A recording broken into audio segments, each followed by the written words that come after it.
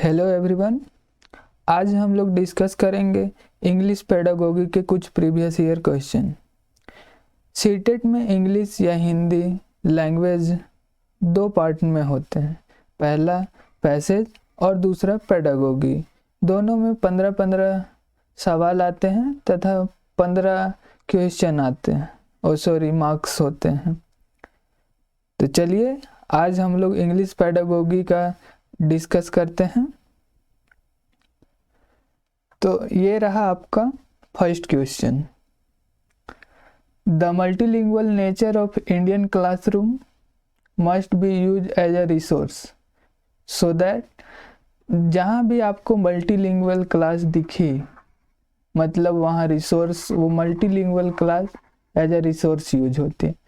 तो बोला जा रहा है कि the multilingual nature of Indian classroom must be use as a resource so that, पहला ऑप्शन है childrens can learn many language, the teacher develop language proficiency, every child feel secure and accepted, and D every child learn at the same pace. तो every child, ये development में कोई भी बच्चा है जो सेम पेस से किसी भी चीज़ को नहीं सीखता, तो ये रॉन्ग आंसर होगी। और the teacher develop language proficiency, ये भी नहीं होगा। मल्टीलिंगुअल क्लासरूम है जो सभी बच्चों को, चाहे वो हिंदी, चाहे इंग्लिश, चाहे बांग्ला या कोई भी जब बोलने वाले बच्चे को क्या करे, वो एक्सेप्टेड करे, सभी को समान रूप से महत्व दे। तो वो क्या हो जाएगा कि every child feel secure and accepted.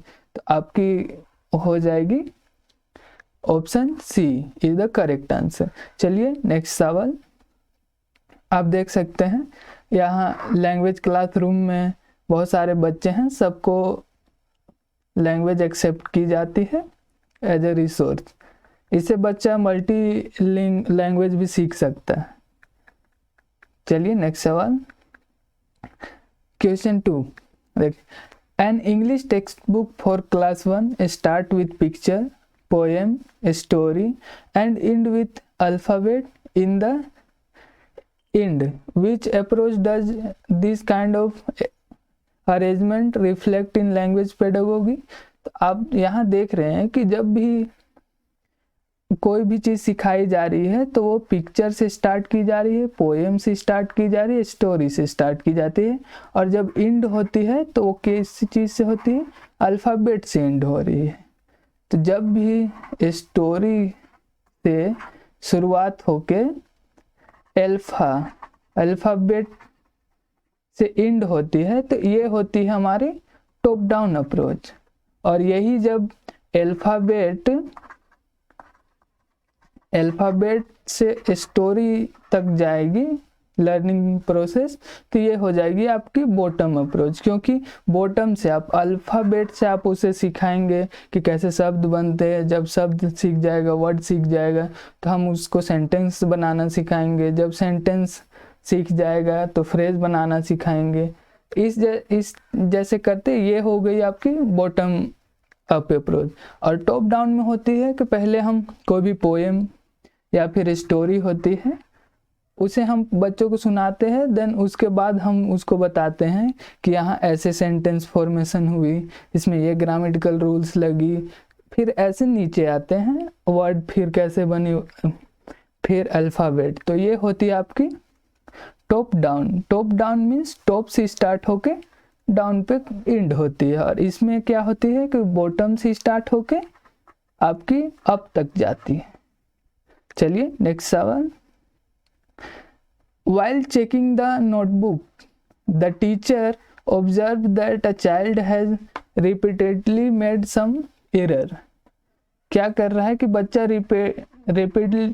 Rapidly error कर रहा है। कैसी एरर? तो writing such as a reverse image, B को डी लिख रहा है, एम को डब्ल्यू लिख रहा है। The child is showing the sign of, तो वो चाइल्ड क्या चीज़ का शोइंग कर रहा है। अगर वो एक आध बार गलती करता तो मान लेते कि वो बाय द वे मिस्टेक थी, बट वो रैपिडली गलती कर रहा है, तो ये होती है हमारी लर्निंग डिसेबिलिटीज। हमारी होती है लर्निंग डिसेबिलिटी। ये कोई लर्निंग स्टाइल्स नहीं है, ये कोई लर्निंग प्रेफरेंस नहीं है, ना ही डिफरेंस है, ये क्या है, लर्निंग डिसेबिलिटी। आपने सुना होगा डिस्ग्राफिया, लर्निंग डिसेबिलिटी में है डिस्ग्राफिया, डिस्फ्रेजिया, डिसकैल्कुलिया, ये सब है लर्निंग डिसेबिलिटी। जब बच्चा ये बी को डी लिखता है, एम को डब्ल्यू लिखता है, तो ये क्या हो रही है, कुछ लेखन संबंधी राइटिंग रिलेटेड प्रॉब्लम हो रही है, तो ये होती है आपकी डिस्ग्राफिया।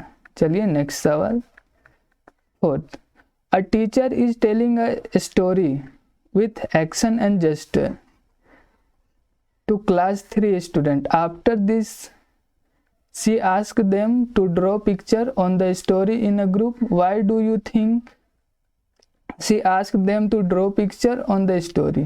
तो फर्स्ट है कि so wanted to access their comprehension of the story.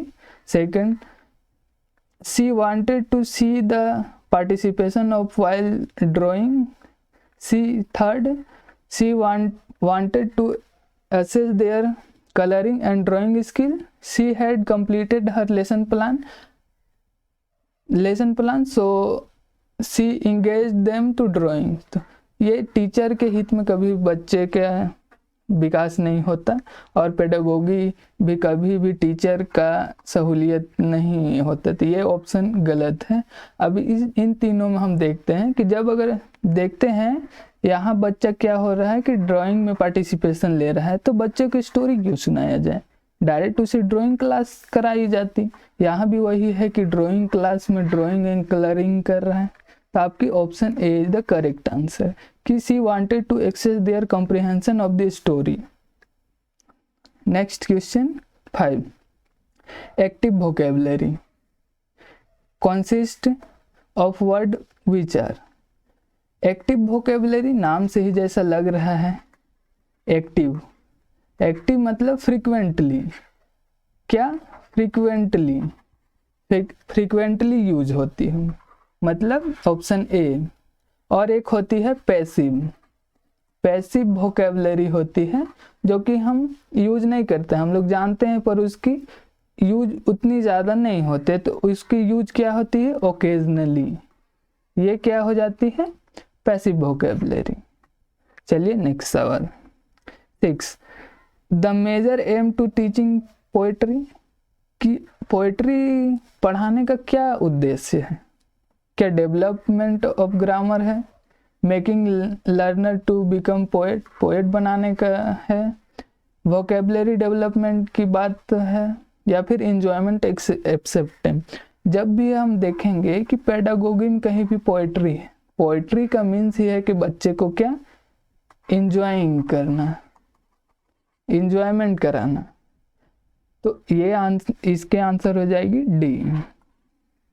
चलिए next 7, morphine. Morphine is the first unit of a word that can be broke up into new meaning, smallest unit of phrase, smallest unit of word, smallest unit of meaning that content be broken up. तो देखो morphine जो होता है, morpheme होता है, ये होती है मीनिंग की सबसे छोटी इकाई होती है, जिसे और आगे नहीं तोड़ा जा सकता। जैसे हम अगर वाटर लिखते हैं, तो वाटर का मीनिंग होता है पानी, अब पानी, वाटर का मीनिंग पानी है, तब ये वर्ड को हम तोड़ के फिर टर कर देते हैं, तो ये कोई मीनिंग निकलती है इससे, कोई मीनिंग नहीं, तो दैट इज रॉन्ग। तो ये क्या होती है, morpheme, smallest unit of meaning that can not be broken. देखिए फोनीम, एक होती है फोनीम, जो फोनीम होती है, फोनीम का मतलब ये है साउंड, जो smallest unit of sound, smallest unit of sound. English में अबाउट 40 फोनीम यूज की जाती है। और मॉर्फिम, मॉर्फिम हमने जाना कि मीनिंग की सबसे unit, smallest unit of meaning semantics होती है, ये meaning of word and word combination. And syntax होती है जो रूल के अकॉर्डिंग सेंटेंस का फॉर्मेशन होती है, जैसे subject plus verb plus object. चलिए next 8, a teacher of class 2 use learner language and language to build between his mother tongue and English language. Teach here learner language is used in teaching English as a, जब भी mother tongue की बात आती है या फिर multilingual की बात आती है, वो होती है हमारा रिसोर्स। तो option number A. Next 9, BICS stand for. BICS का फुल फॉर्म पूछा गया, तो बिक्स का सिंपल सा मीनिंग होता है basic interpersonal communicative skill. Next 10th, a teacher want to create a language rich environment. Language rich environment in the class she should a provide an opportunity where the language is seen, noticed and used by children। सही है। ask student to use only English while communicating in the class, peer no। establish a language lab in her class, no। motivate parents to buy language game and activity, no। answer is a 1। provide an opportunity where the language is seen, noticed and used by the children। Next question, literature for children is considered as a and reading। Literature कभी hindrance तो होगी नहीं, burden होगी नहीं, क्योंकि literature होती है authentic source होती है, ऑथेंटिक सोर्स ऑफ लैंग्वेज होती है। तो ये हो जाएगी हमारे D, authentic source of language. Authentic source of reading. Next 11, which one of the following is not a form of literature. साहित्य का फॉर्म कौन सा नहीं। हम देखते हैं कि मिथ एंड लेजेंड्स, हम देखते हैं इसमें बहुत सारे लेजेंड्स की कहानियाँ होती है, बहुत सारे मिथ्स होते हैं, इसमें कोई ना कोई स्टोरी होती है। And tales of heroes of history, हम देखते हैं कि हमारे जैसे इंडिपेंडेंस के story, Bhagat Singh. Picture books, जैसे पिक्चर से हम स्टोरी सीखते हैं, पर थियोसोर जो होती है ये होती है वोकैबुलरी, जिसमें हम कह सकते हैं ये होती है जिसमें बहुत सारे वोकैब होते हैं, वो एक बुक होती है वोकैबुलरी बुक। तो ये हमारे लिटरेचर के लिए ये कोई नहीं होती, ये D answer. 13 question, which one of the following statement is not correct about print rich environment. Print rich environment कौन सा नॉट करेक्ट है। First option, picture poster giving children an opportunity to talk about things person and happening, हाँ ये तो होती है। encourage children to create their own poem, posture, stories, etc. and display them in class, हाँ। It consists of context-based environment material for children such as a picture, rhymes and story. And last one, the material is pasted on wall, it should not be removed for the whole session. ये नहीं, क्योंकि हम कभी उसे जब भी हमें लगे कि उसकी ज़रूरत नहीं है, अब उसके जगह पे कोई और प्रिंट रिच एनवायरनमेंट क्रिएट करने के लिए कोई और पिक्चर की ज़रूरत हो, तो हम उसे उखाड़ सकते हैं। तो ये हमारा गलत हो गया, option number D. Next 14, a teacher give a task of dialogue compilation to class for student. The rule of this task in language learning will be To facilitate conversation by giving a specific language, practice using formalic expression. Second, to provide frequent feedback only on grammatical error.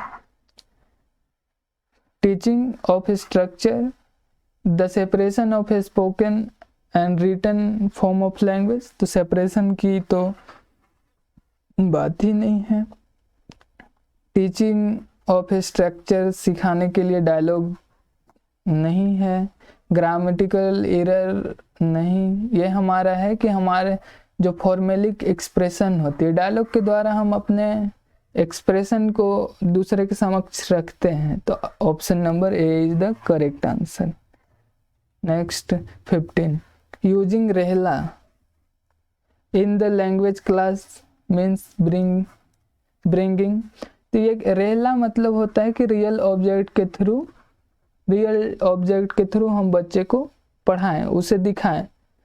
जैसे मैं अगर chair के बारे में बताता हूँ तो उसे चेयर दिखाए, बच्चे वो चेयर देखे, जाने ऐसा चेयर होता है. तो यही रहला है. तो रहला क्या है? The realistic object and target for learner, real level of children's learning to knowledge और parents, real life situation to communicate. ये सब नहीं है. हमारा D option, real object as a teaching aids. देख सकते हैं ये जो है, ये कोई ट्री पढ़ाना हो तो वो एक ट्री का कटिंग बच्चे के सामने डिस्प्ले करके सिखा रहे होंगे. एप्पल पढ़ाना हो तो वो रियल एप्पल या फिर डमी एप्पल के थ्रू बढ़ा रहे होंगे. आपको अगर बोतल के बारे में पढ़ाना हो तो बोतल दिखा के बच्चे को पढ़ा सकते हैं. ऐसी होते हैं रहला. तो ये आपकी 15 क्वेश्चन खत्म हो गई. आप ज़रूर बताएं कि 15 आउट ऑफ कितनी आए कमेंट करके.